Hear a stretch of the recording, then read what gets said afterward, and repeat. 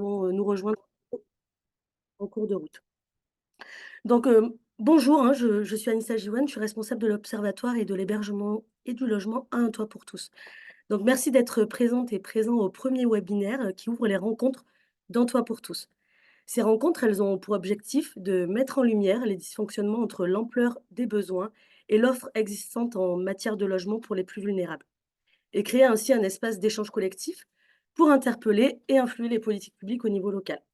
Les partenaires de cet événement, donc vous pouvez voir, sur la slide qui est présentée, on a Apsis qui, est l'association des bailleurs sociaux de l'Isère, le Pacte du pouvoir de vivre, notamment l'université avec le laboratoire Pacte, le groupement des possibles, nous avons Christelle Taricone, aujourd'hui, qui va intervenir, et qui est directrice, générale, du groupement. Nos fédérations de rattachement, donc, la Fédération des acteurs de la solidarité, la FAS, et la FAPIL, la Fédération des acteurs pour l'insertion par le logement. Donc peuvent, agir, hein, et faire vivre, la solidarité en la matière. Donc pourquoi concrètement on s'intéresse à la question du logement? Heu, Rappelons tout simplement que c'est aujourd'hui le premier poste de dépense des ménages, alors que dans les années 70 c'était l'alimentation. Aujourd'hui, c'est le logement et sa place, dans la part des budgets des ménages ne cesse d'augmenter. Elle est à hauteur de 28 en 2021 contre 20 en 1990. À savoir que cette dépense contrainte est très inégalement répartie, puisqu'en effet, cette inégalité, elle est croissante entre ménages pauvres et aisés, propriétaires et locataires et donc entre générations et on voit que le taux d'effort est particulièrement plus important pour les plus précaires, les plus pauvres, puisqu'il atteint plus de 40 alors qu'il n'est que de 10 pour les plus aisés. Et ce qui est important aussi, c'est que là, on parle de taux d'effort, donc c'est la part du budget, que les ménages consacrent au logement. Mais il y a aussi cette question de l'indicateur de reste à charge et donc, plus on a des revenus, modestes et plus le reste à charge à la fin, est faible. Donc, c'est la double peine pour les plus modestes. Dans ces conditions, accéder au logement, le conserver en cas de coup dur, faire face à son mauvais état et à la précarité énergétique sont d'autant d'inquiétudes et de difficultés, qui sont les marques d'une précarisation face à un bien pourtant qui est essentiel pour soi et sa famille. Alors c'est certes technique, mais nous pouvons encore agir puisque le logement, reste encore un domaine où les pouvoirs publics sont à la manœuvre. Donc il y a aussi cet enjeu, pour nous en tout cas, à faire exister ces échanges à un niveau local. Donc c'est ce qu'on fait dans le cadre de ces rencontres, au niveau d'un toit pour tous, pardon. Parce que les intercommunalités et particulièrement les métropoles et les villes ont un rôle d'impulsion, d'expérimentation, mais aussi de démonstration, et qui, vient, nourrir la matière et nous permettre de nous adapter aux spécificités du territoire. Alors au programme de ces rencontres, Heu, on a 3 webinaires. Aujourd'hui, c'est le premier. On va revenir sur, l'état des besoins. On va repartir, on remet les politiques à l'endroit. Donc l'idée, c'est de vous rendre compte un petit peu de l'état des besoins en matière de logement pour les plus vulnérables et de l'offre qui existe sur le territoire pour y répondre. Celui de jeudi prochain reviendra plus particulièrement sur les outils, mobilisables à l'échelon local, notamment les outils fonciers, et la question de l'accession à la propriété. Et enfin, le jeudi 25 janvier, c'est un webinaire qui est porté par Apsis et qui reviendra plus sur, la difficulté pour les bailleurs sociaux, de, proposer en fait des logements à l'attribution chaque année puisque ça ne cesse de diminuer avec, 2 problématiques qui pèsent sur eux fortement. C'est qu'il y a une forte diminution, des agréments, donc de la production de logements, de logements sociaux tout court, pardon et aussi la difficulté des ménages à sortir du logement social, donc avec un taux de rotation qui est, très élevé, faible pardon, très faible et qui, donc crée, une difficulté de pouvoir répondre à la demande qui, elle, ne cesse d'augmenter. Et enfin, un temps fort le 1er février avec, la conférence de Cédric Van Stevendel. Donc Cédric Van Stevendel, c'est l'actuel maire de Villeurbanne. Il est ancien directeur d'organisme HLM et il a été aussi entre autres, président de Housing Europe, donc la Fédération européenne du logement social. Donc c'est un expert des questions du logement, des politiques sociales du logement abordable et il viendra nous faire part, de son expérience et notamment, des enseignements et conclusions, du rapport qu'il a rendu, en tant que pilote, du Conseil national de refondation dédié au logement. Donc c'est une personne, très intéressante, à écouter et qui nous permet aussi, d'entrevoir des perspectives, à l'échelle locale. Donc ça va nous donner un petit élan, sur les possibles, en la matière, et avec, sa triple casquette à la fois, d'organisme HLM, d'élu local et aussi cette vision internationale, c'est une chance de l'avoir parmi nous. Donc je vous invite à, vous inscrire et à venir nous rejoindre, le 1er février. N'hésitez pas à aller voir, le programme, détaillé sur la page d'Un Toit pour tous. Avant de commencer ce webinaire pour lequel, on est réunis, je rappelle quelques petites règles. On est en format webinaire, donc c'est tout à fait normal que vous ne pouvez pas activer votre caméra, ni, parler, au niveau du micro. Par contre, n'hésitez pas à poser toutes vos questions via le mode Q&R, donc questions et réponses, ou à lever la main pour qu'on puisse, vous donner la parole lors des temps, qui y sont, consacrés. Donc les questions, on les prendra au fil de l'eau, notamment pour éclairer les propos, si c'est nécessaire. Sinon, le temps d'échange, sera plus à la fin du webinaire où on pourra, essayer de répondre à vos questions. Mais je rappelle que le webinaire dure 1 heure. On répondra peut-être par la suite, à vos questions par mail, mais n'hésitez pas en tout cas à poser toutes les questions, que vous souhaitez, via le mode Q&R. Et enfin, je rappelle que le webinaire est enregistré afin d'être diffusé en replay, pardon, sur, le site internet d'Un Toit pour tous. Donc je me suis déjà présentée, mais je vais le refaire peut-être pour les personnes qui sont arrivées en cours de route. Donc je suis Anissa Jiwan et je suis responsable de l'Observatoire de l'hébergement et du logement à Un Toit pour tous. Donc de mon côté, j'ai la mission d'introduire ce premier webinaire en revenant sur l'état actuel du phénomène de privation de domicile personnel à l'échelon local et ensuite, je laisserai, à nos 3 intervenants le soin de vous expliquer en quoi les offres qu'ils développent au quotidien sont des réponses adaptées à des publics spécifiques, cumulant des problématiques économiques et sociales, donc les publics les plus vulnérables qui nous intéressent aujourd'hui. Donc on a Annie Bachelier, peut lever la main peut-être, je ne sais pas si voilà. Annie Bachelier qui est responsable du pôle social à Un Toit pour tous. On a avec nous Christelle Taricone, qui est directrice générale du groupement des possibles et enfin Arthur Lucet, qui est directeur général d'Un Toit pour tous. C'est plus simple, c'est le seul garçon, donc on le reconnaît, facilement. Donc voilà. Hem Donc ces rencontres, hein, elles, se déroulent, dans un contexte, très particulier sur lequel, on ne peut pas faire l'impasse. Ce contexte, c'est celui de l'urgence sociale dans laquelle nous nous trouvons et une actualité brûlante, qui rompt de manière, brutale à nos principes de solidarité qui, en début d'année, devraient pourtant, nous porter. C'est l'adoption de la loi immigration. Donc en adoptant cette loi, le gouvernement, hein, a choisi de soutenir un texte, pardon, qui est dangereux, très éloigné des principes de la République et de l'idée d'un accueil exigeant mais juste. Les syndicats d'ailleurs dénoncent selon eux un texte qui est le plus régressif depuis 40 ans. Donc en décidant qu'une partie de la population qui vit en France de manière régulière sera privée des APL, puisque ce texte conditionne l'accès aux APL à 5 ans de, présence minimum sur le territoire français, il est rapporté à 3 mois pour les personnes en emploi. Il condamne de nombreux ménages à la précarité, à dormir dans des lieux impropres à l'habitat, dans des mains de marchands de sommeil et les fragiliseront d'autant plus. Par ailleurs, ce texte, il est d'autant plus inquiétant puisqu'il met fin au principe de l'accueil inconditionnel au sein de l'hébergement d'urgence. Le gouvernement prend ainsi le risque, de mettre encore plus de personnes à la rue qu'il n'y en a déjà. Nous espérons tout de même que son passage, au Conseil constitutionnel permettra d'éviter toutes ces dérives inquiétantes. Donc, on attend ça, d'ici, fin janvier. Donc je vous parlais d'urgence sociale, car nous sommes bien aujourd'hui face à une saturation des dispositifs, pardon, je vais passer la slide, d'hébergement d'urgence et de logements adaptés, qui ne peuvent plus jouer leur rôle. En Isère pourtant, il n'y a jamais eu autant de places d'hébergement que ces dernières années. L'État n'a cessé d'ouvrir chaque année des places d'hébergement. Au 31 décembre 2022, le SIAO comptait plus de 1 700 places d'hébergement d'urgence. Mais comme vous pouvez le voir sur le schéma, si l'offre peut sembler importante, il faut la mettre en regard des besoins et donc de la demande. On est au 31 décembre 2022, quoi, durant l'année 2022, pardon, je précise, hein, c'est durant toute l'année 2022. Ce sont 4 000, donc plus de 4 000 ménages qui ont réalisé une demande au 115 et parmi elles, seulement 534 orientations, donc 534 ménages qui ont eu une réponse et donc 13 seulement des personnes qui sont orientées.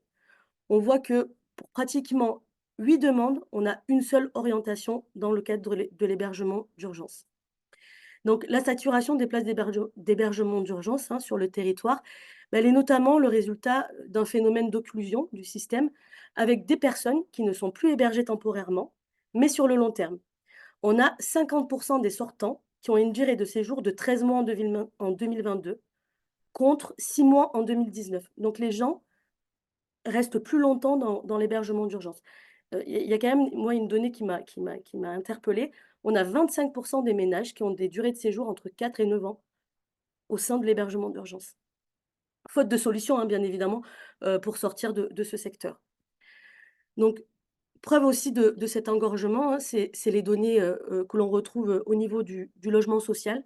Elles sont tout aussi alarmantes et au 31 décembre 2022, vous pouvez le voir, pour près de 35 000 demandes, nous avons seulement environ 9 000 attributions.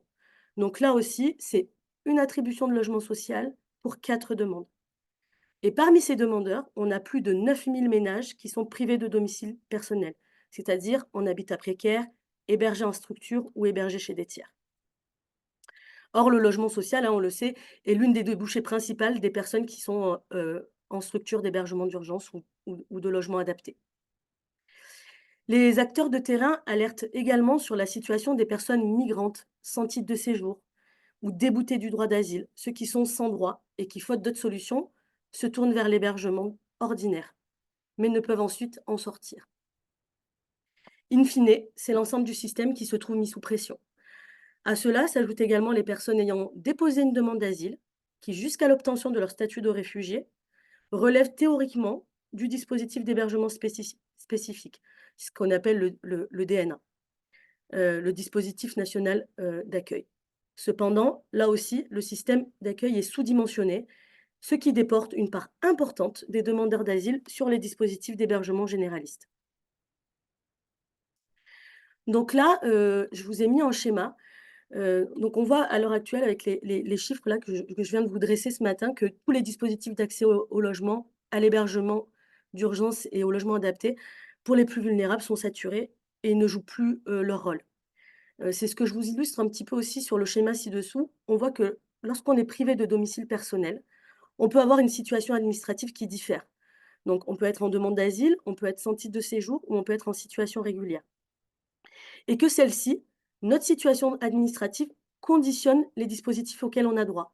Quand on est en demande d'asile, on a le droit en principe à l'hébergement spécifique, hein, donc ce que je vous ai dit, les centres d'accueil pour demandeurs d'asile, l'hébergement d'urgence pour demandeurs d'asile, mais on voit que ça ne répond pas aux besoins et à la demande de ces demandeurs d'asile. Et donc souvent, les personnes se retrouvent à devoir réaliser une demande d'hébergement d'urgence. Et pour les personnes qui n'ont pas de titre de séjour, on voit que la seule solution, c'est l'hébergement d'urgence. C'est pareil, on a vu 13 donc on voit que la majorité de ces personnes qui sont, en situation de migration, d'exil, au final, les seules n'ont pratiquement aucune solution et sont très concernées, souvent concernées par la privation de domicile personnel et par des conditions très précaires, au regard du logement. Et pour les personnes qui sont en situation régulière, eh ben, on voit qu'elles ont toutes, bah, un panel de dispositifs beaucoup plus large, hein, elles peuvent accéder à l'hébergement d'urgence, à l'hébergement d'insertion, au logement accompagné, au logement social, au logement privé. Ça va dépendre de leur situation, avec ou sans besoin d'accompagnement. Mais on voit que là aussi, quand ça fonctionne pas, hein, j'ai donné aussi les chiffres du logement social, ça se répercute sur l'ensemble de la chaîne. Et donc, on voit que, inexorablement, le nombre de demandes dans l'hébergement d'urgence ne cesse d'augmenter. Donc tous ces chiffres, hein, que je viens de vous présenter, ça cache des tristes réalités, hein, des personnes qui vivent dans ces conditions. C'est ce que nous pouvons observer sur Grenoble et son agglomération, avec des enfants à la rue, qui ne sont plus priorisés. À l'échelle nationale, on parle de près de 3 000 enfants à la rue, dont presque 700 sont âgés de moins de 3 ans. C'est 40 de plus qu'il y a un an. Dans l'agglomération grenobloise, le réseau Éducation sans frontières estime à environ 400 le nombre d'enfants qui sont sans toit. Une autre donnée, un autre indicateur qui est important de relever, c'est celui du SIAO, En 2021, on avait plus de pratiquement 1 900 enfants mineurs qui faisaient partie d'une famille en demande d'hébergement d'urgence et parmi, ces enfants mineurs, pratiquement la moitié, 46, avaient moins de 6 ans et donc quand on voit que, ben, ça concernait 1 900 enfants et qu'on a 13 d'orientation, vous vous rendez bien compte que, bah, il y a un nombre important d'enfants qui sont encore à la rue.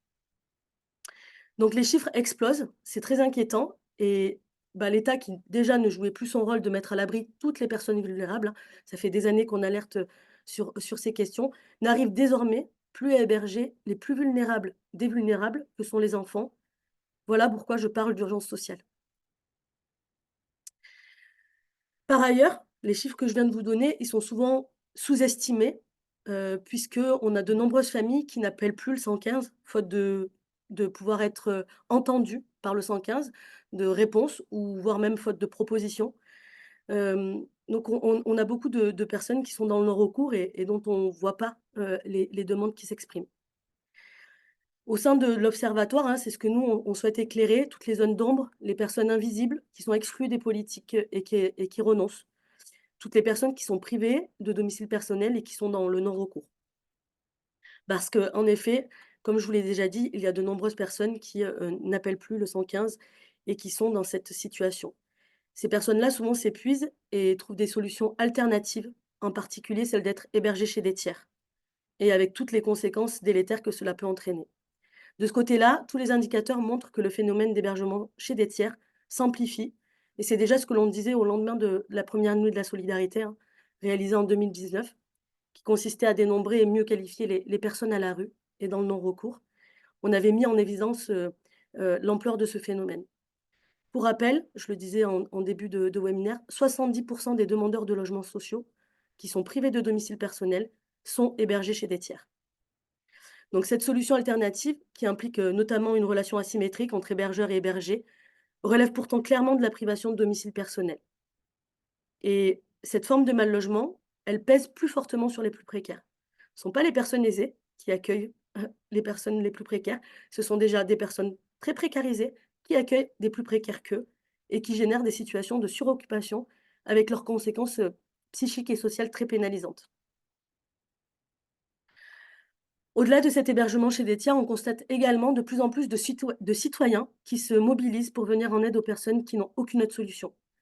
L'hospitalité, à l'heure actuelle, elle dépend presque plus que des solidarités privées, hein. Les pouvoirs publics ont un devoir de soutenir cette solidarité alors que nous sommes dans une crise qui ne dit pas son nom et si cette solidarité, elle échappe à la statistique publique, l'Observatoire avait essayé un peu de rendre compte de l'ampleur de ce phénomène en réalisant une enquête en 2021 auprès de plus de 50 collectifs et qui avait montré qu'ils avaient accueilli durant l'année plus de 350 ménages. Encore là, les chiffres sont sous-estimés, hein. On n'avait pas pu réaliser une enquête très exhaustive, mais ça donnait déjà un ordre d'idée.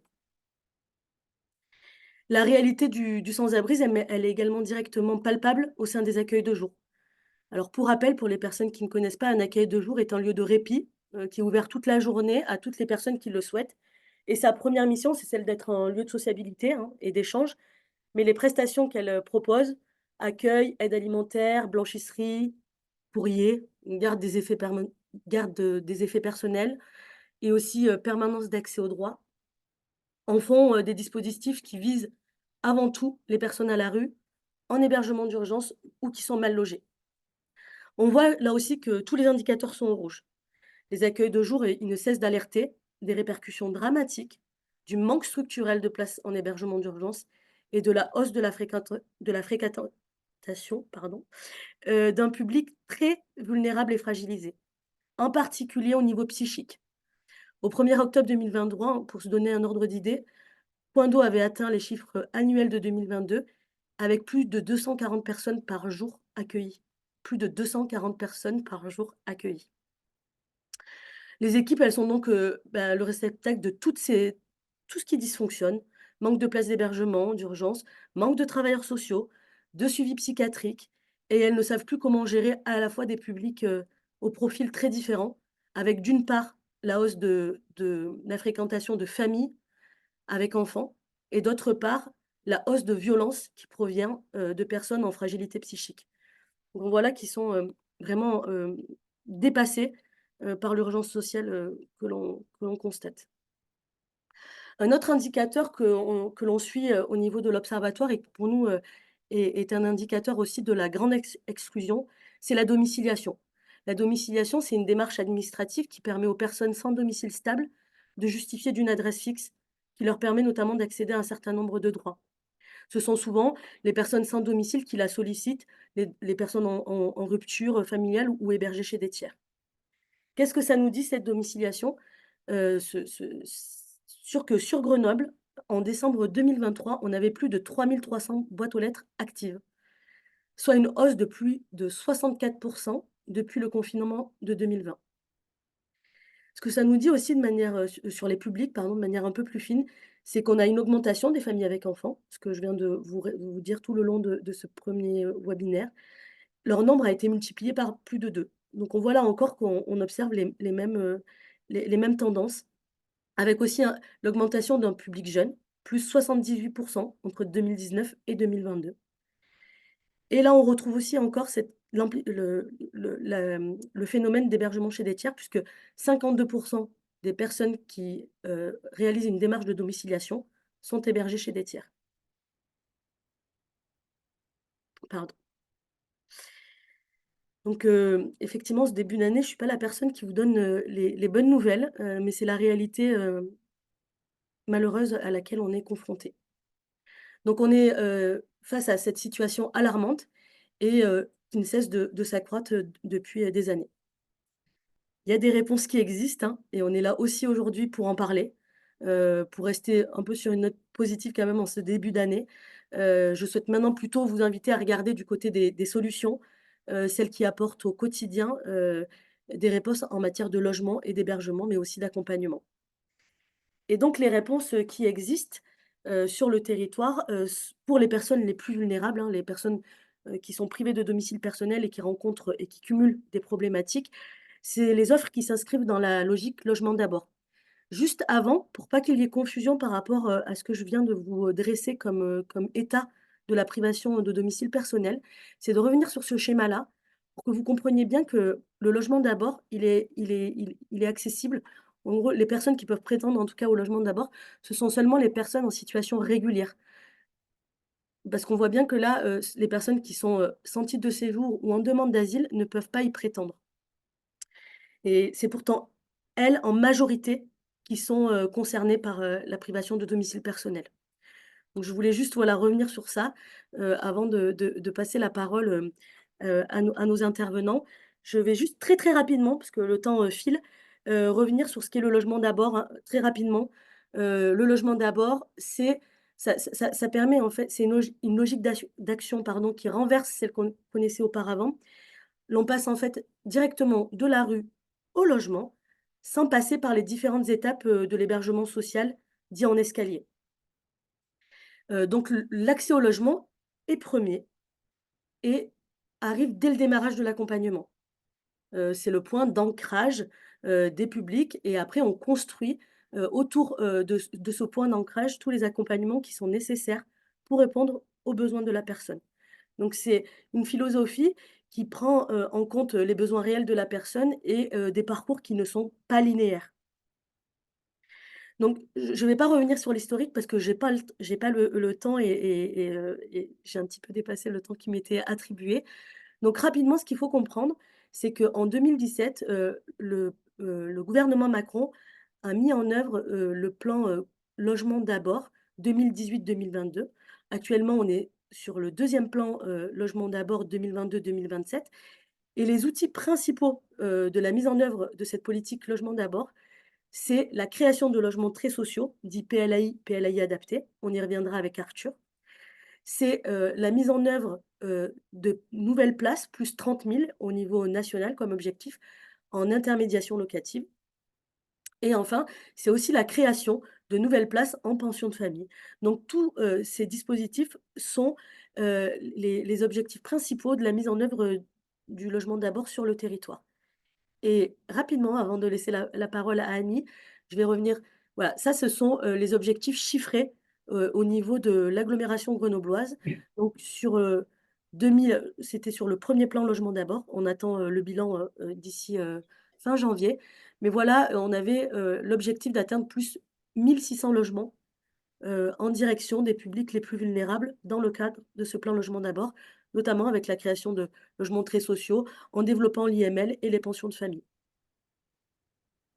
Donc maintenant, je vais laisser la parole à Annie, qui va revenir, plus en détail sur, l'IML, l'intermédiation locative et de quoi on parle quand on parle d'intermédiation locative. Annie, je te laisse la parole. Bonjour, je suis Annie Bachelier, je suis responsable du pôle social au sein de l'AIVS Territoire à un toit pour tous. Je vais essayer de vous présenter brièvement et simplement le dispositif de l'intermédiation locative d'une façon générale et ensuite comment il se décline de façon un peu plus précise au sein de Territoire. Donc, tu peux passer, Anissa. Alors, du coup, l'intermédiation locative, d'une façon générale, c'est un logement associé à un accompagnement. Donc, c'est un pack, en fait, où un ménage intègre un logement tout en étant accompagné sur une durée moyenne de 18 mois. Pour rentrer dans ce logement, nous avons la possibilité de le faire accéder directement au logement par la signature d'un bail. C'est ce qu'on appelle l'IML, intermédiation locative, mandat de gestion. Ou alors, s'il n'en a pas la possibilité, nous lui faisons signer un contrat de sous-location. Et ce contrat de sous-location d'une durée de 18 mois, à terme, soit se transforme en bail, c'est-à-dire on appelle ça un bail glissant, ou soit le ménage doit accéder à un autre logement parce que le logement qu'il occupe est destiné à être toujours en sous-location. Donc ça, d'une façon générale, c'est comment s'organise l'intermédiation locative. Pour accéder à ce dispositif, le ménage doit avoir réalisé une demande unique d'hébergement via le travailleur social qui l'accompagne. Donc, on voit bien qu'on se situe dans les principes du logement d'abord, où un ménage a une demande d'hébergement et s'il est orienté vers l'intermédiation locative, il peut occuper un logement de façon autonome mais accompagnée, supervisée. Pour pouvoir intégrer ce dispositif, comme le disait Anissa, il faut être en situation régulière sur le territoire, puisque l'objectif à terme, c'est d'être locataire du logement et avoir des ressources stables, donc du coup une situation régulière pour pouvoir payer le loyer, les charges quittancées, mais aussi toutes les autres charges, électricité, assurance, eau, etc. Il faut aussi que ce ménage soit en capacité d'occuper un logement de façon autonome, c'est-à-dire qu'il n'ait pas besoin d'une présence H24, 7 sur 7, et qu'il puisse assurer la vie quotidienne, les courses, le repas, les relations de voisinage, l'entretien du logement, etc. Et puisque j'ai dit tout à l'heure que l'IML, c'était un logement et un accompagnement, le prérequis aussi, c'est que le ménage soit prêt à s'investir dans une relation d'accompagnement, c'est-à-dire de régler les difficultés s'il en a pour pouvoir se maintenir dans le logement de façon pérenne et aussi de travailler tout ce qu'il y a à travailler pour permettre le maintien durable dans le logement.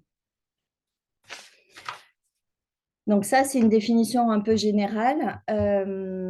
Si je vous donne quelques chiffres au niveau de l'Isère, donc c'est des chiffres que j'ai recueillis lors du comité de pilotage de l'IML au mois de novembre. Donc en Isère, il y a 274 logements en intermédiation locative, ce qui représente 818 places à la fin 2022, puisque dans un logement, il y a un ménage composé de plusieurs personnes, donc on raisonne en termes de places. Et ce que disait Anissa tout à l'heure, c'est que le plan logement d'abord numéro 2 prévoit 330 places supplémentaires au niveau de l'Isère, ce qui pourrait représenter à peu près une centaine de logements supplémentaires.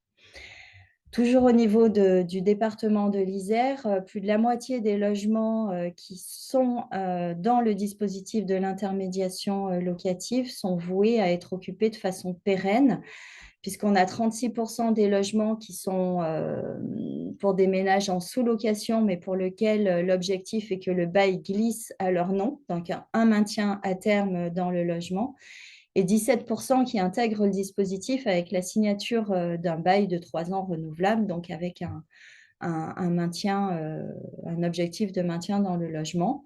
Et un petit peu moins de la moitié, donc 46,8% de ménages qui occupent un logement en sous-location, pour lequel, du coup, ils doivent quitter au bout de 18 mois pour accéder à un autre logement, le plus souvent dans le parc social.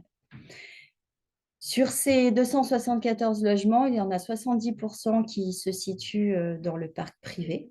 Donc ça, c'est aussi un objectif du logement d'abord, c'est de mobiliser le parc privé pour favoriser l'accès au logement des personnes les plus en difficulté. Et on voit aussi que l'IML permet de répondre à l'accès au logement des personnes les plus précaires, puisque 22% des personnes qui entrent en IML sont hébergées chez des tiers et 20% sont à la rue en hébergement d'urgence. Le petit focus concernant Un toit pour tous, à fin décembre, nous avions 20 logements en mandat de gestion et 18 logements en sous-location avec un objectif de glissement de bail au terme de l'accompagnement. Et 20 d'entre eux se situent dans le parc privé. De façon plus spécifique, au niveau de l'AIVS, je vais vous préciser quelle différence nous établissons entre de l'intermédiation locative en mandat de gestion et l'intermédiation locative en sous-location avec un objectif de bail glissant. Pour préciser qu'au sein d'Un toit pour tous, nous ne pratiquons pas d'IML en sous-location. Le principe pour nous étant que le ménage accède à un logement et s'y maintienne. Donc, on est sur du mandat de gestion et sur du bail glissant. Donc, lorsque le SIAO nous adresse un ménage sur un logement, nous avons des critères administratifs pour décider s'il intègre le logement en mandat de gestion ou s'il intègre le logement en sous-location. Il n'y a pas de prérequis d'autonomie pour décider si le ménage entre dans l'un ou l'autre segment. Ce ne sont que des critères administratifs. Donc, pour le mandat de gestion, c'est un bail qu'il va signer pour 3 ans, comme s'il était locataire. D'ailleurs, il est locataire de droit commun. La seule différence, c'est qu'il y a un accompagnement qui est associé aux premiers 18 mois d'occupation. Donc, il doit avoir une pièce d'identité, un avis d'imposition ou alors, s'il n'en a pas, pouvoir justifier des ressources des 12 derniers mois. Un jugement de divorce s'il est en situation de séparation pour pouvoir prendre en compte uniquement ses ressources à lui et non pas les ressources du couple, et ne pas avoir de dette locative, puisqu'il va rentrer, on va le voir plus tard, mais il va rentrer dans le logement avec des garanties habituelles, et la présence d'une dette locative empêche d'avoir les garanties habituelles.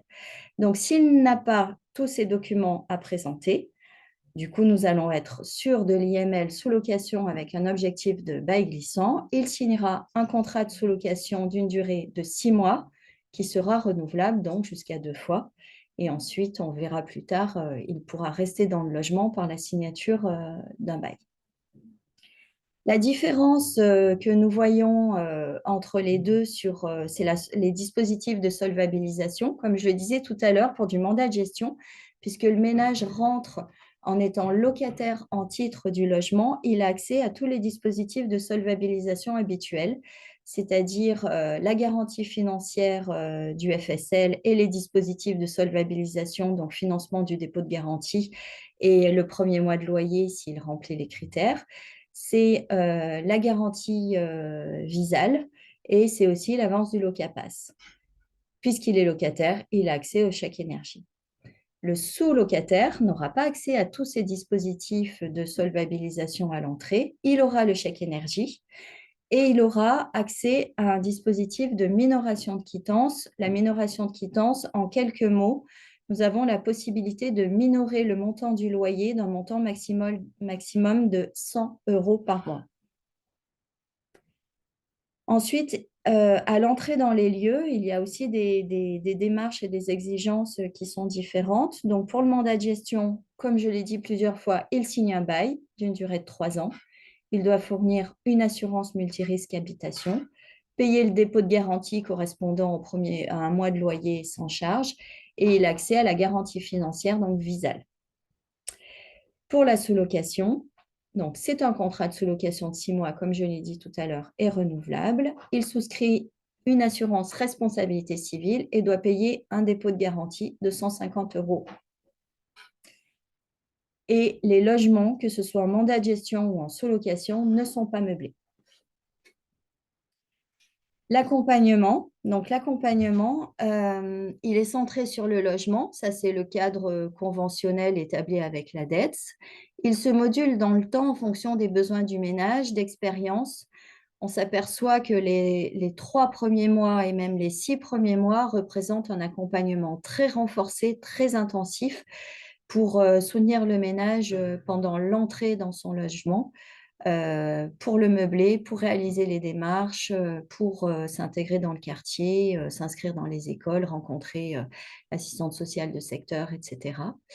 Et parfois, dans ces moments-là, l'accompagnement, il devient un accompagnement global parce qu'il arrive dans un nouveau quartier. Le lien avec le service social de secteur n'est pas encore établi et nous sommes dans l'urgence des démarches, dans l'urgence de l'accès aux droits. Donc parfois, il arrive que les travailleurs sociaux qui exercent des mesures d'accompagnement dans le cadre de l'IML fassent de l'accompagnement global le temps que le lien puisse s'établir et s'ancrer avec tous les dispositifs et les services qui existent sur le secteur d'habitation. Au sein d'un toit pour tous, nous avons une organisation assez orchestrée avec le service de la gestion locative. Donc, nous avons bien dissocié tout ce qui relève de l'accompagnement social, qui appartient au pôle social et donc aux travailleurs sociaux, de ce qui relève de la gestion locative, de la GLA, où ce sont des gestionnaires. Donc, on a à chaque fois un binôme qui intervient auprès d'un ménage qui occupe un logement en IML, où il y a l'accompagnement social d'un côté et la relation avec le bailleur, donc territoire, via la gestionnaire de l'autre côté. Et pour ça, nous avons mis en œuvre une visite à domicile semestrielle qui permet de faire le tour du logement et qui permet aussi de passer en revue tous les points qui sont des points de vigilance pour que l'IML puisse s'arrêter au bout de 18 mois, donc l'occupation du logement, l'adéquation ressources-charges, la capacité du ménage à être en lien avec le bailleur, etc. Et nous faisons le pari, en fait, que ces liens semestriels permettent de préparer la sortie du ménage du dispositif IML et aussi permettent de renforcer le lien avec le service de la gestion locative qui exerce de la GLA, la gestion locative adaptée.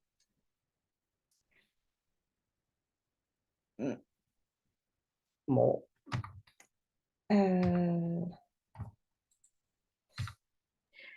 Excusez-moi, on a un petit problème technique. Je remets le support de présentation, Amir. Il s'est déconnecté. Je le remets immédiatement. Et donc, je continue quand même sur cette slide-là. Pour nous, un facteur de réussite, c'est vraiment toute la gestion locative adaptée qui est associée à l'accompagnement social où les gestionnaires, que ce soit de l'état des lieux entrant jusqu'à l'état des lieux de sortie, sont formés et disponibles pour accompagner le ménage dans tout son parcours locatif. Je continue, hein. Les enjeux, donc voilà, les enjeux, j'aurais aimé en mettre 3 en avant. Donc, au sein d'un toit pour tous, on a pour principe que le logement qui est occupé par le ménage, enfin que le ménage puisse accéder au logement et s'y maintenir de façon pérenne aussi longtemps qu'il le souhaite. Donc, on essaie à l'entrée en IML que le logement qui est visé soit le plus adapté possible aux besoins et aux critères du ménage pour éviter qu'il ait à se mettre à nouveau en recherche de logement pendant la période de l'intermédiation locative. Donc, concrètement, ce qu'on fait quand le SIAO nous adresse un ménage avec un logement ciblé, Si le logement ciblé ne correspond pas tout à fait aux besoins du ménage, et le plus souvent, c'est en termes de taille, où souvent il manque une chambre pour la cellule familiale.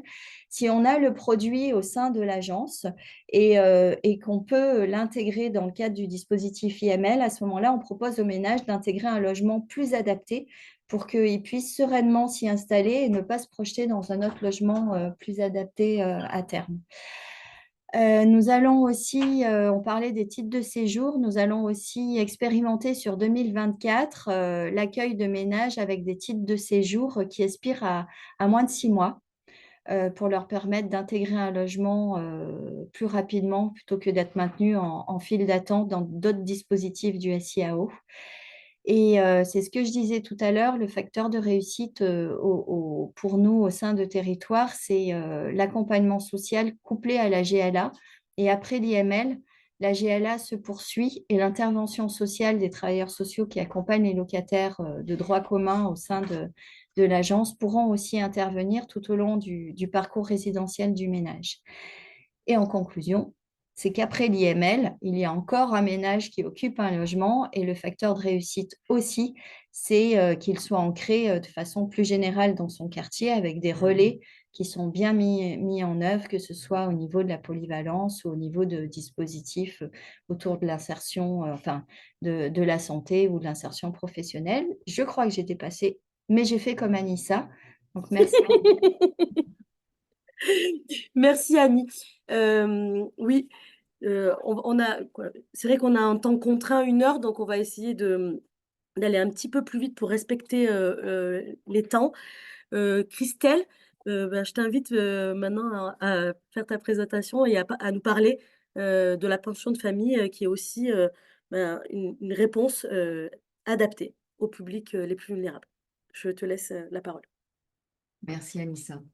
Bonjour à tous. Donc, je suis Christelle Taricone, comme l'a dit Anissa tout à l'heure, hein, directrice générale du groupement des possibles, Oiseau Bleu Relais aux Anam, et administratrice à la Fédération des acteurs de la solidarité Auvergne-Rhône-Alpes. Voilà, donc oui, je vais essayer de présenter un peu plus rapidement peut-être la question de la pension de famille. Alors d'abord, sur un petit rappel du contexte historique, parce que même si aujourd'hui les pensions de famille sont mises en avant dans le cadre de la politique du logement d'abord, elles sont forcément ramenées à un rappel historique qui ne date pas d'aujourd'hui. Donc pour préciser, les pensions de famille, elles ont été formalisées pardon, par une circulaire qui date du 21 avril 1997, dans le cadre d'un programme à ce moment-là expérimental qui comprenait un appel à projet. Suite à cela, il s'en est suivi alors une démarche d'évaluation positive, qui a conduit au final à un véritable programme dans le cadre de la circulaire du 10 décembre 2002, voilà, qui formalise les pensions de famille, le public et son périmètre. Voilà, Anissa. Donc, sur le public accueilli, hein, un petit focus rapide. En pension de famille, d'abord, une pension de famille, c'est un lieu de vie. C'est un lieu de vie qui permet à des personnes qui ont connu un parcours de vie chaotique.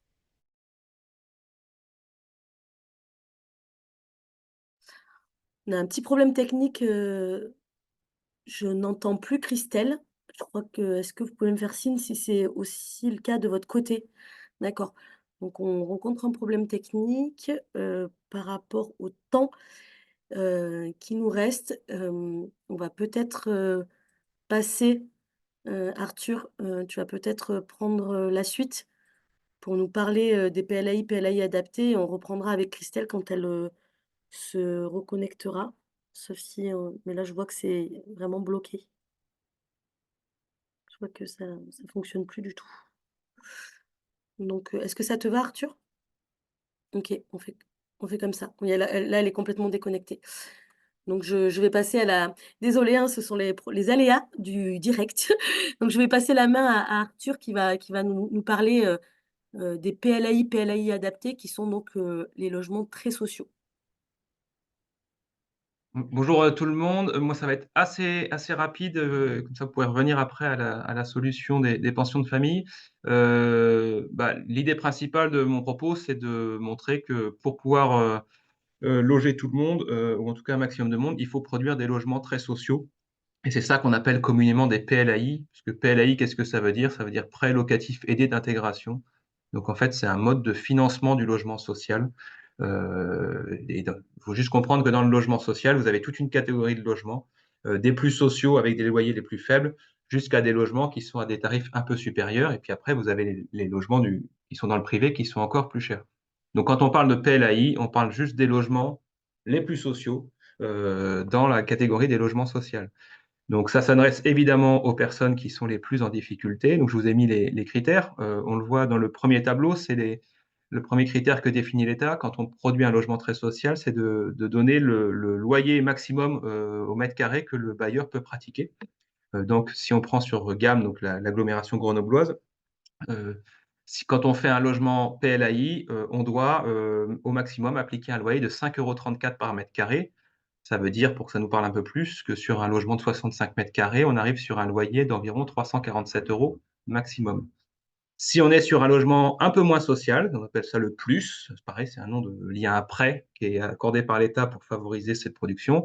On voit bien que le loyer, il est un peu moins plafonné, enfin, puisqu'on peut pratiquer des loyers jusqu'à 6,01 €, ce qui fait 390 € par mètre carré, et donc 390 € pardon, pour un 65 mètres carrés. Et puis, si on va sur le petit chiffre que je vous ai mis en dehors du tableau, bah, pour un même logement, en moyenne, sur l'agglomération grenobloise, on parle bien d'une moyenne, il faudrait plutôt dépenser 715 € par mois pour pouvoir payer son loyer dans le parc privé pour le même type de logement. Donc voilà, c'est juste pour vous montrer succinctement la différence entre le logement très social, 5,34 € le mètre carré, le parc privé, et puis vous faire comprendre qu'au milieu, j'en ai mis qu'un, j'ai mis le plus, mais il y en a d'autres. Il y a tout un tas d'autres logements sociaux qui vont être intermédiaires, voilà, et qui vont proposer des loyers qui sont entre celui du logement très social et celui du parc privé. Donc quand on parle de logement très social, il faut aussi savoir qu'il y a une graduation très, très large et que ce n'est pas n'importe quel logement social qui peut répondre à n'importe quel besoin. Parce que quand vous avez la possibilité de payer 350 € par mois, vous n'avez peut-être pas la possibilité d'en payer 390 ou 400 ou 450. Voilà. Et du coup, forcément, en fonction, le deuxième seuil que donne l'État dans la réglementation du logement social, c'est qu'il dit bah, pour les logements les plus sociaux, on va le réserver aux personnes qui sont les plus vulnérables économiquement, et puis avec des barèmes. Et donc, c'est le tableau du bas, où je vous ai indiqué deux compositions familiales qui sont quand même les plus concernées par la pauvreté dans notre pays, c'est-à-dire les personnes seules et les familles monoparentales. Si j'ai mis une femme seule plutôt qu'une personne seule, c'est pas pour rien, avec ses deux enfants, c'est que c'est la majorité des cas. Et ça vous donne les plafonds de revenus fiscal de référence de ces ménages qu'ils ne doivent pas dépasser pour pouvoir prétendre à accéder aux différents logements. Donc, pour accéder au PLAI, c'est-à-dire le logement le plus social, une personne seule, elle ne doit pas dépasser 12 452 € de revenus. Et pour accéder à la case, au logement social un tout petit peu plus élevé en termes de tarifs, mais qui reste quand même très très bas en termes de niveau de loyer, elles peuvent aller jusqu'à 22 242 € de revenus fiscal de référence. Je vous ai mis les mêmes indications pour une femme seule avec deux enfants. Donc voilà un peu ce qu'on va regarder et on va tout de suite comment le cœur de mon propos, c'est de dire en gros, il faut s'assurer qu'on va produire dans les prochaines années du logement très social. Et pourquoi? Parce que quand on va regarder la slide d'après, non, c'est pas celle-là. Voilà, celle-là, on voit assez vite qu'il en manque. Je me zoome sur l'Isère. L'Isère, c'est environ 540 000 logements résidences principales. Après, vous avez des résidences secondaires, vous avez tout un tas d'autres choses. Dont sur ces 540 000 résidences principales, vous avez 90 000 logements sociaux, c'est-à-dire environ 16-17% de logements sociaux. On a environ 35% de ces logements sociaux qui sont à des loyers inférieurs à 5,5 € le mètre carré. Voilà. Donc, c'est ce que je disais, il y a des logements très sociaux parmi ces logements sociaux, puis il y en a d'autres qui sont avec des tarifs, on va dire, intermédiaires. On a un autre phénomène que je prends en compte tout de suite pour aussi expliquer pourquoi il y a tant de besoins, c'est que la taille moyenne des ménages, elle continue à décroître très fortement en lien avec l'évolution de la société. On se décohabite de plus en plus avec des divorces, on vit de plus en plus vieux et donc souvent veuf, isolé, on se marie ou on se met en couple beaucoup plus tard. Donc en fait, pour loger la même proportion de population, il faut plus de logements et en général plus petits, puisque quand on est tout seul, plus besoin d'un petit logement pour loger autant de personnes. Et ça, c'est quand même un des éléments majeurs qu'il faut bien prendre en compte et que souvent les gens ont du mal à percevoir, c'est que pour maintenir votre population dans un territoire, vous êtes obligé, au fur et à mesure des années, d'avoir plus de logements pour accueillir le même nombre de personnes. Et du coup, ça suppose potentiellement, petit à petit, d'arriver à transformer des grands logements en des petits logements. Et pas de peau, les petits logements, c'est ceux qui sont les plus durs à produire dans le logement social, c'est ceux qui coûtent le plus cher dans le parc privé. Quand vous regardez le prix d'un studio au mètre carré par rapport à un T4, vous comprenez tout de suite que c'est compliqué. Donc ça, c'est un phénomène qu'il faut bien avoir en tête. Et donc, sur l'agglomération grenobloise, quand on prend des chiffres et des études faites par un certain nombre d'acteurs, on se rend compte que 40% des ménages ne peuvent pas se loger dans le parc privé. Voilà. En particulier, les personnes seules, avec des petits revenus, et les familles monoparentales. Donc, il y a 40% pour lesquels, ah zut, quand j'essaie de me loger dans le privé, c'est trop cher. Et on a moins de 25% de logement social sur Grenoble. Je vous ai mis 17% en Isère, mais on est un peu plus élevé sur l'agglomération centre, mais on est à moins de 25%. Donc vous voyez bien que le delta, bah, il y a une quinzaine de pourcents des ménages qui ne peuvent pas être dans le logement social puisqu'il manque des logements sociaux et qui ont du mal à se loger dans le privé. Voilà. Donc ça montre bien qu'il manque du logement social. Et qu'est-ce qu'on se rend compte quand on zoome sur la demande de logement social?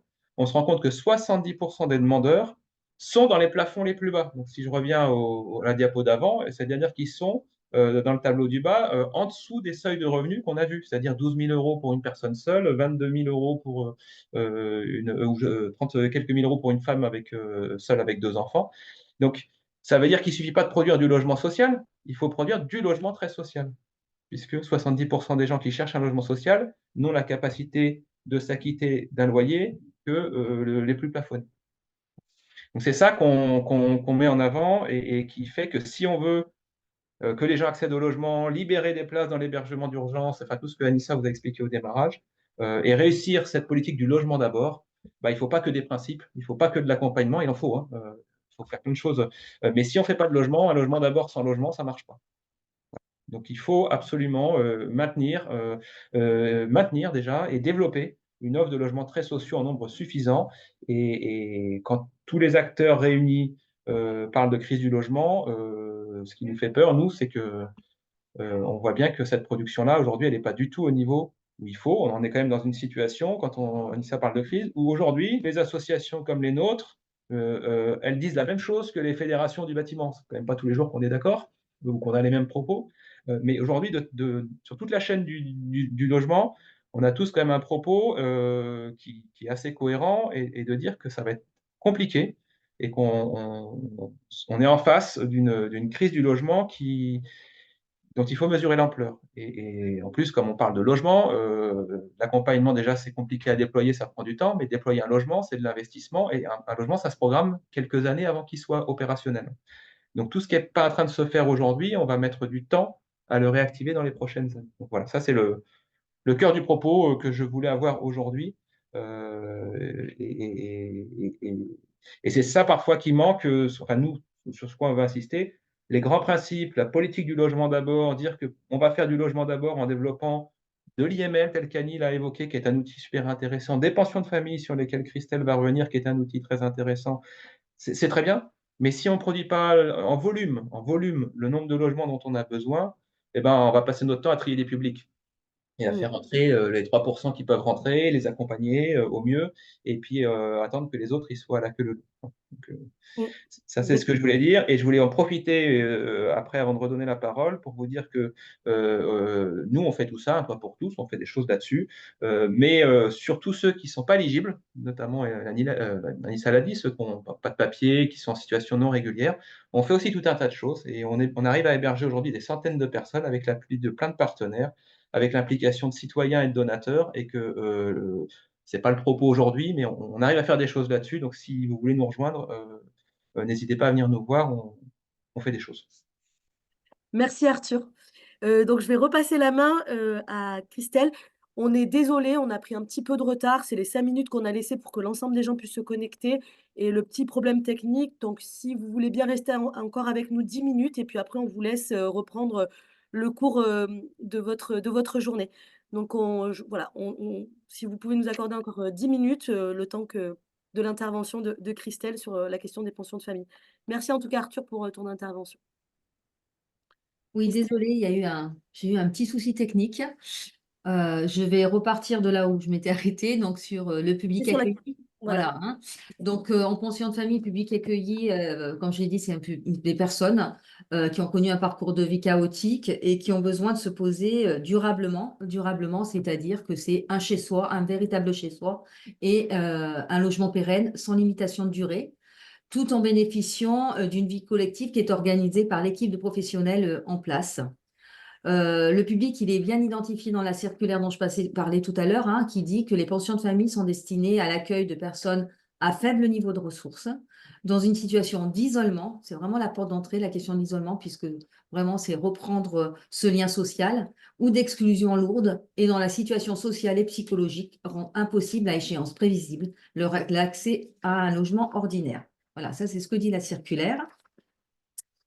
Un petit focus au sein du groupement des possibles Oiseaux Bleus Relais aux Annales sur cette question des pensions de famille. Donc, on gère un certain nombre de pensions de famille qui représentaient, en tout cas sur 2023, hein, 94 logements en pension de famille sur différents territoires, sur Grenoble et la proche agglomération, dont Poisa, sur Voiron et sur l'île d'Abo. Ce qui représente en 2020, ce sont les chiffres du rapport d'activité 2022, hein.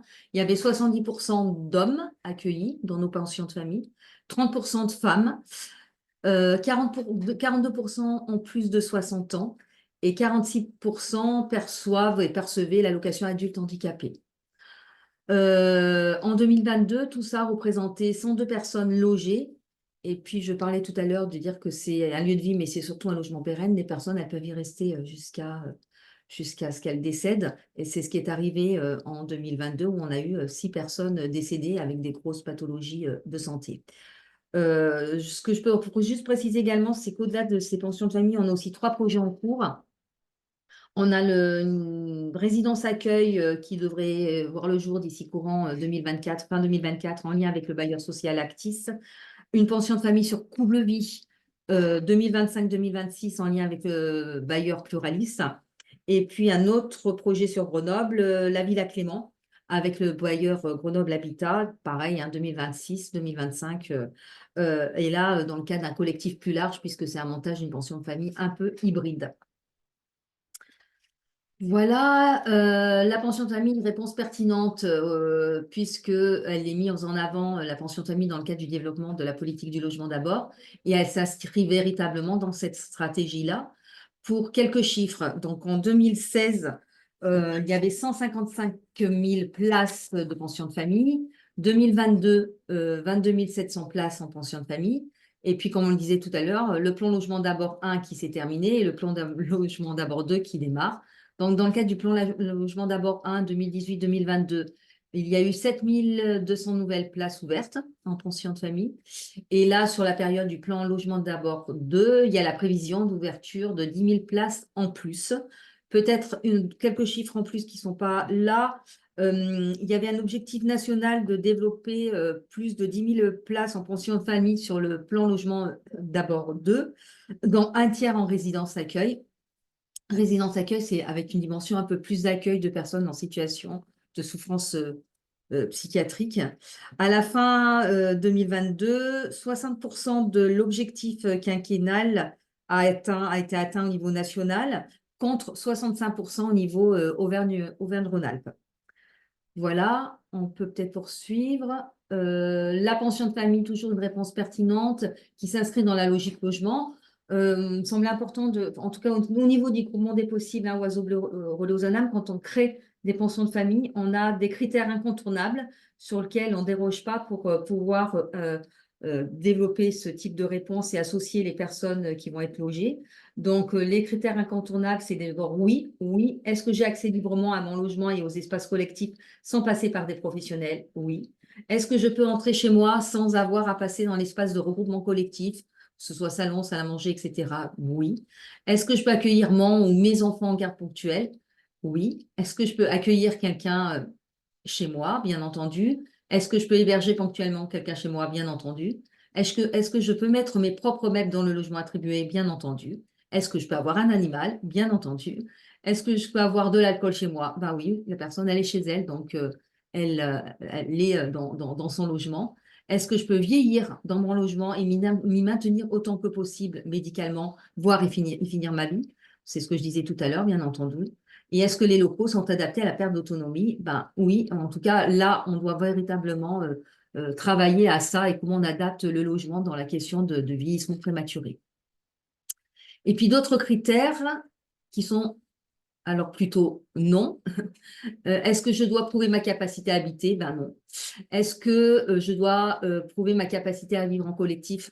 Non plus. Il n'y a pas d'obligation à participer au collectif. Et donc, c'est un logement où chacun est libre de faire ce qu'il veut. Et est-ce que on doit être sur un équilibre de peuplement? En tout cas, pour nous, au niveau du monde des possibles, non. Donc, l'ensemble de ces critères, que ce soit du côté oui, du côté non, ça nécessite un projet social ambitieux pour les personnes qu'on va loger. Ça doit pouvoir aussi prévoir des logements, des locaux et donc des logements de qualité avec un accompagnement adapté. Et donc, pour ce faire, ça nécessite qu'en amont du projet, en lien aussi avec l'ensemble des partenaires financiers et du bailleur, de pouvoir aborder tous ces sujets-là qui auront forcément un impact sur l'équilibre économique du projet et donc pour être sur un projet qui puisse être équilibré au final avec l'ensemble de ces critères. Voilà, donc oui, une pension de famille, logement d'abord, on l'a dit, réussite, a priori oui, hein, en tout cas nous on le pense. Et moi j'aime beaucoup dire que les pensions de famille, c'est de vraies petites pépites. Il s'y passe des choses hyper intéressantes, une vie extraordinaire et puis des moments moins faciles. La pension de famille, elle se situe entre un logement individuel et une force du collectif, puisque en pension de famille, c'est un accès direct au logement. Dans le cadre aussi d'une demande auprès du SIAO, hein. Une réponse efficace concernant l'accès au logement stable et adapté, puisque les personnes, quand elles y rentrent, elles peuvent y rester le temps qu'elles veulent. Ça permet aux personnes de pouvoir se poser, se reconstruire et puis de reprendre une vie sociale. Ça favorise une inscription dans un territoire et puis une ouverture sur l'extérieur, puisque l'idée, c'est que la pension de famille, elle travaille avec le droit commun et avec l'intégration du quartier dans lequel elle est implantée. Et c'est toute la logique d'inclusion sociale au sens large. Alors, quelques obstacles et enjeux qu'on a pu identifier. Alors, j'essaie d'aller vite. Hein, voilà. Donc, les obstacles, c'est à chaque fois qu'on est dans un projet de création de pension de famille, ça prend du temps, bien évidemment. Il y a l'obstacle de la recherche du foncier. Il peut y avoir un des obstacles par moment de la réticence de certains élus, donc comment on arrive à convaincre. Et puis, un des obstacles, en tout cas un point de vigilance, c'est le montage sur le volet ingénierie et équilibre économique, c'est ce que je disais tout à l'heure, entre les valeurs qu'on prône et la qualité de la pension de famille qu'on veut développer et forcément l'équilibre financier et la recherche de financement déjà possible, mais à rechercher pour qu'on puisse apporter la réponse nécessaire. Les enjeux, c'est l'adéquation entre les besoins identifiés, entre une offre existante et entre des impératifs de développement, puisque c'est ce qui est prévu dans le cadre du logement d'abord. Ça ne doit pas nous faire oublier ce triptyque, le besoin, l'offre et le développement, où ça doit se situer et à quelle échelle. C'est la prise en compte, bien entendu, de la perte d'autonomie du public accueilli, hein. Au niveau du groupement des possibles, on a monté des pensions de famille dès les années 2005. On voit que cette prise en compte, elle n'était pas forcément existante au démarrage. Aujourd'hui, les publics, ils ont vieilli et on accueille, comme j'ai dit tout à l'heure, des publics aussi vieillissants. Et cette problématique, elle doit vraiment être prise en compte. Donc, comment on pense le bâtiment, le bâti et les prestations à l'intérieur du bâtiment. C'est la prise en charge de la fin de vie, de plus en plus, hein, où voilà, l'hospitalisation à domicile, la question du nursing aussi et de l'aide à domicile. Et un des derniers enjeux, c'est de décloisonner, alors on en parle depuis longtemps, mais je souhaitais quand même le remettre, c'est de décloisonner le secteur sanitaire et social face à la réalité de dégradation de l'état de santé des personnes. Donc, comment on arrive à travailler davantage ensemble, comment on a des conventionnements peut-être un peu spécifiques, comment on pense l'accompagnement des publics et comment on travaille sur cette question de fin de vie qui est quand même assez prégnante dans les pensions de famille. Voilà, merci. J'ai essayé d'aller assez vite. Non, c'était très bien. Merci beaucoup, Christelle, tu as tenu, ton timing. Il est 8h40. Toutes les personnes sont restées parmi nous, donc merci. Heu, je vais, devoir, clôturer ce webinaire parce qu'on a voilà, on arrive à la fin, du temps. Merci beaucoup, Annie, Arthur et Christelle.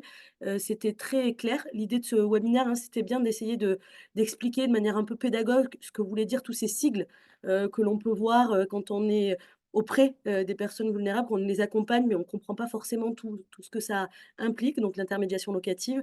C'est voilà, c'est un peu du jargon, professionnel, le PLAI, PLAI adapté, donc voilà, l'idée c'était de comprendre un petit peu simplement, ce que c'était cette offre et surtout, de voir qu'il y avait des possibles, et que ça pouvait, répondre à des publics, qui rencontraient, des difficultés et que, voilà, ben, on sait qu'il reste encore, beaucoup d'efforts à faire pour pouvoir répondre à l'ampleur des besoins. C'était ce que je disais en introduction, mais en tout cas, on fait la démonstration aujourd'hui que c'est possible et que, c'est aussi une volonté politique et donc, on est là aujourd'hui, pour le rappeler. Donc je vous remercie et je vous souhaite à toutes et à tous, une très bonne journée. Merci. Au revoir.